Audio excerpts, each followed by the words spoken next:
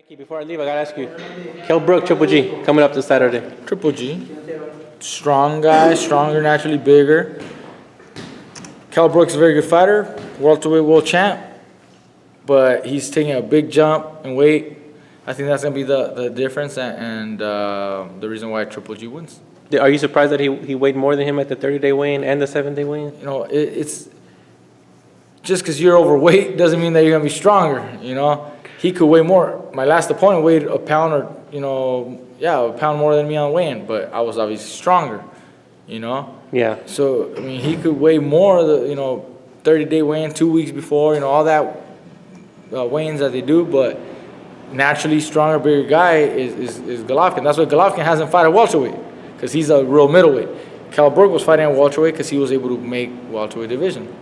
So do you envision any other outcome other than a knockout for Triple G? No, Kell Brook could box. He could box, which is what he has to do. He could box. He has to do that, and he could make it interesting for that reason. But I still think that Golovkin's power will be the reason why he wins. It's just gonna be too much power for Brook to be able to hold up to someone like that. And last thing about that, do you feel right away when you're in with a bigger person? Is there any way to do you feel it right away and you can't really do much about it when you're in with a bigger, stronger person? Depending on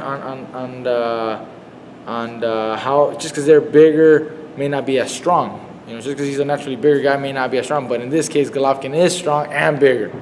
Sometimes you spar guys that are bigger, but they're just not that strong. Their power's just not there.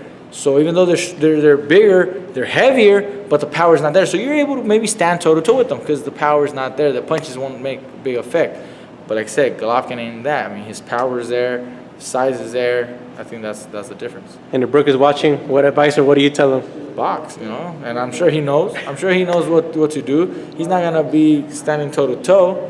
I think he's gonna try to box, use speed, footwork to complicate things and try to win a decision, which is not out of the question. It could happen. Don't stand toe-to-toe with them because you risk getting hurt. Yeah. If he doesn't feel the power that much, if he feels that he can maybe trade with them, well, then it makes it even funner for the fans. Awesome. Thank you, Mike. I always appreciate it, man. We're here at 10 o'clock at nighttime right now. 10 o'clock at nighttime, but that's how we do it. Yes, sir.